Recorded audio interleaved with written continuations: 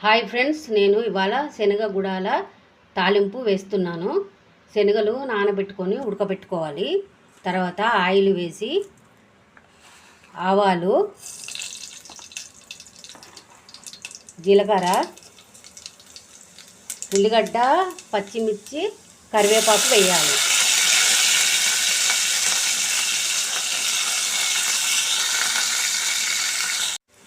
ఎండుమిర్చి వేసి ఫ్రై చేయాలి.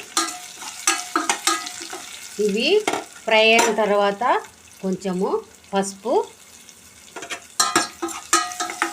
ఎల్లిపాయలు వేయాలి. వేసిన తర్వాత శనగలు వేసుకోవాలి. ఉడకబెట్టిన శనగలు వేసుకోవాలి. వెల్లుల్లి వేసుకోవాలి.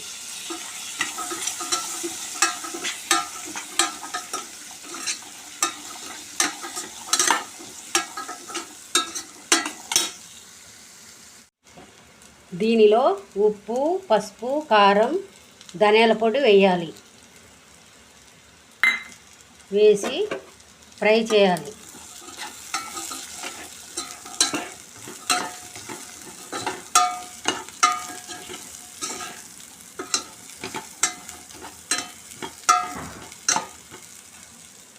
ఇది తినేటప్పుడు కొంచెం నిమ్మకాయ రసం పిండుకొని తినాలి. టేస్ట్ చూసి నాకు కామెంట్ చేయండి ఫ్రెండ్స్. నా ఛానల్ని సబ్స్క్రైబ్ చేయండి ఫ్రెండ్స్. Please friends.